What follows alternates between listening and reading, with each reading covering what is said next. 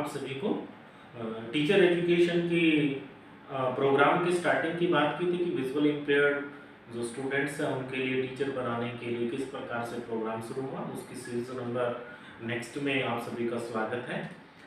हमने देखा कि किस प्रकार से 1960 के दशक से आते आते 1984 तक टीचर एजुकेशन का एक ड्राफ्ट बन गए थे और पूरे के पूरे करिकुलम बन गया था और उस पाठ्यक्रम के तहत 1 ईयर प्रोग्राम शुरू कर दिए गए थे, जिसमें NIH देहरादून ने भी अपना योगदान दिखाते हुए अपने हेडक्वार्टर पे इन प्रोग्रामों को शुरू किया था।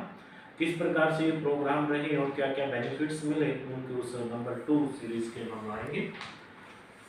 तो 1981 में अगर हम देखते हैं, हमारा जो प्राइमरी लेवल डिप्लोमा था, प्राइमरी लेवल डिप्लोमा 9 से 10 मंथ का शुरू हुआ। 1984 में सेकेंडरी लेवल डिप्लोमा 10 मंथ शुरू हुआ। 1987 में new education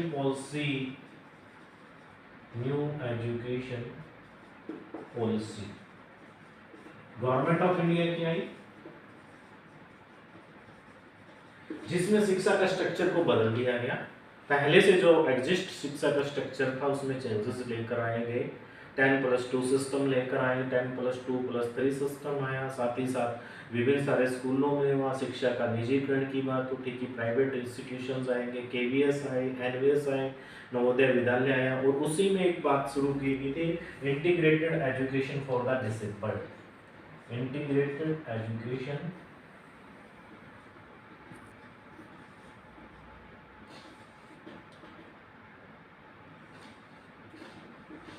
for the disabled, ये एक टर्म यूज है, integrated education for the disabled. ये इसमें कंसेप्ट आया 1987 में। आखिर ये integrated education for the disabled क्या थी? इसमें ये निर्णय लिया गया भारत सरकार के द्वारा कि सभी प्रकार के जो उस समय विकलांग व्यक्ति बोला जाता था या विकलांग बच्चे बोला जाता, डिसहैंडिकैप्ड चिल्ड्रन, वो नियर बाई विद्यालय में पढ़ेंगे, किसी भी विद्यालय में वो पढ़ेंगे और वहाँ पर प्रिंसिपल की ये जिम्मेवारी होगी कि वो सरकार से मिलकर उनके लिए एजुकेशनल फैसिलिटी करवाए।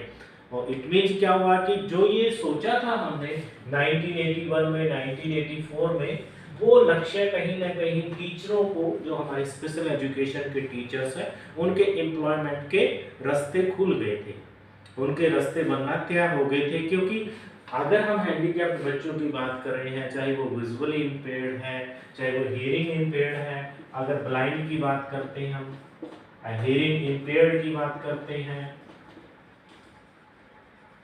या फिर हम मेंटली इंटेलेक्चुअल की बात करते हैं,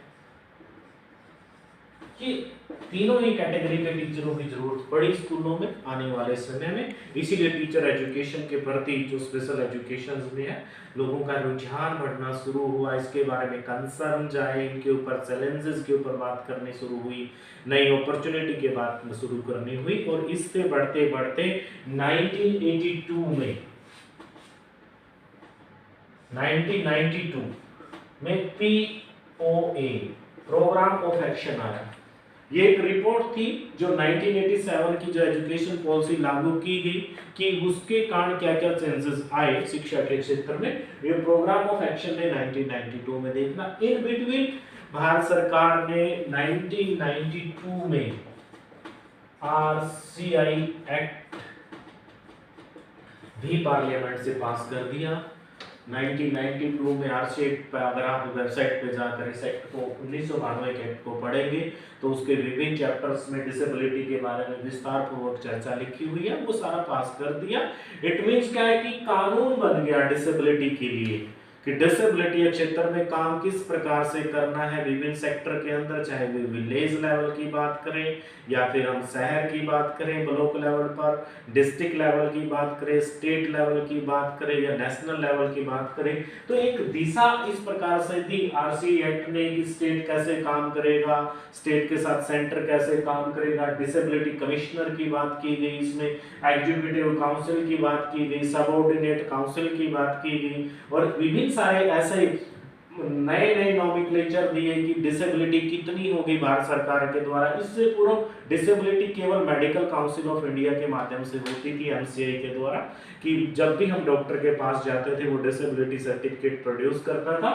लेकिन 1992 आने के बाद डिसेबिलिटीज का दायरा आ गया, डिसेबिलिटी की संख्या आ गई, डिसेबिलिटी की डेफिनेशंस आ गई, और वो डेफिनेशंस न केवल शैक्षिक संस्थाओं में अपितु विभिन्न प्रकार से जो लाभ लेने की बात आई कि लाभ किस प्रकार से मिलेगा, कि जो विकलांग बच्चे हैं उनको शिक्षा में कौन कौन सी अपॉर्चुनिटीज मिलेगी। तो 1992 तक हम बात कर रहे हैं कि आरसीई एक्ट आया, और इस आरसीई एक्ट के बाद बहुत सारे बदलाव शिक्षा के अंदर आए, चाहे वो टीचर एजुकेशन की बात करें, चाहे हम सर्टिफिकेशन की बात करें, चाहे आइडेंटिफिकेशन करें, नए नए कोर्सेज की बात करें, कौन से नए कोर्सेज हैं, चाहे वो कोलैबोरेशंस की बात करें कि टीचर एजुकेशन और एनसीटी का कैसे कोलैबोरेट करना है। तो ये सारा प्रयास 1992 के बाद आया। एक फिर नया चेंज आया इसके साथ ही, ये आरसीई एक्ट आया था कुछ 3 वर्षों के बाद ही, 1995 में पीडब्ल्यूडी एक्ट। एक लंबी लड़ाई लड़ी गई विकलांग व्यक्तियों के ऑर्गेनाइजेशंस के द्वारा, भारत सरकार के प्रयासों के बाद पीडब्ल्यूडी एक्ट भारत सरकार ने पास किया और कानून का रूप ले लिया इसने, और 1996 से तकरीबन सभी देश में ये लागू हो गया। और इसके तहत 3 बातें मुख्य रूप से निकल कर आई। पहली बात निकल कर आई पीडब्ल्यूडी एक्ट की कि सबको इक्वल अपॉर्चुनिटी मिलेगी, प्रोटेक्शन मिलेगा, प्रोटेक्शन ऑफ राइट है, सबको एक जैसे राइट्स मिलेंगे, जिस प्रकार से अवसर बराबर है, राइट बराबर है, तो भागीदारी की भी बात बराबर की गई, सबको सब जगह पर इक्वल भागीदारी भी मिलेगी, कि क्योंकि भागीदारी जब तक नहीं होगी, किसी भी व्यक्ति का रिप्रेजेंटेशन अगर कहीं पर नहीं होगा तब तक उसकी बात को सुना नहीं जाएगा। और इसलिए इस एक्ट के आने के बाद एक नया आयाम आया स्पेशल एजुकेशन की फील्ड में, जो आप और हम सभी जानते हैं। और जैसे ही ये 2 एक्ट आए, इन 2 एक्टों के कारण जो स्पेशल एजुकेशन थी वो अपने आप बदलाव में आ गई। पहले केवल नेशनल इंस्टीट्यूट्स की जिम्मेवारी थी कि वो स्पेशल एजुकेशन के टीचर ट्रेनिंग प्रोग्राम दे, भारत सरकार को केवल हम अपने नेशनल इंस्टीट्यूट के माध्यम से विभिन्न प्रकार की रिपोर्टें भेजकर बताते होते थे कि कैसे टीचर ट्रेनिंग। लेकिन इन दोनों एक्टों के बाद आने के बाद ये रिस्पॉन्सिबिलिटी पूरी सरकार की बन गई कि जो विकलांग व्यक्ति है, विकलांग बच्चे हैं, और इवन डिसेबिलिटी को कम कैसे करना है, डिसेबिलिटी के कॉज कौन कौन से होंगे, प्रिवेंशंस क्या होंगे, प्रिवेंटिव्स के साथ साथ विभिन्न प्रकार की जो सेंसस के डाटे आते हैं उनके मुताबिक पॉलिसी कैसे फ्रेम करनी है, इंफ्रास्ट्रक्चर बदलाव कैसे लेकर आना है, पीडब्ल्यूडी के लिए रिजर्वेशन कैसे होंगे, और उनके बनाने के लिए टीचर कैसे होंगे, उनके लिए ट्रेनिंग प्रोग्राम कैसे होंगे। तो ये सारा बदलाव आया, और इस बदलाव आने के बाद फिर आरसीआई ने बहुत सारा प्रयास किया है कि टीचर एजुकेशन में बदलाव करें, जिसमें नेशनल इंस्टीट्यूट और विभिन्न प्रकार के जो शैक्षिक प्रोफेशनल्स हैं उन दोनों के कोलैबोरेशन से नए नए प्रयास किए। ये हम अगले अध्याय में पढ़ेंगे, नेक्स्ट लेक्चर में देखेंगे कि किस प्रकार से इस समय के बाद फिर टीचर एजुकेशन में बदलाव आया। धन्यवाद।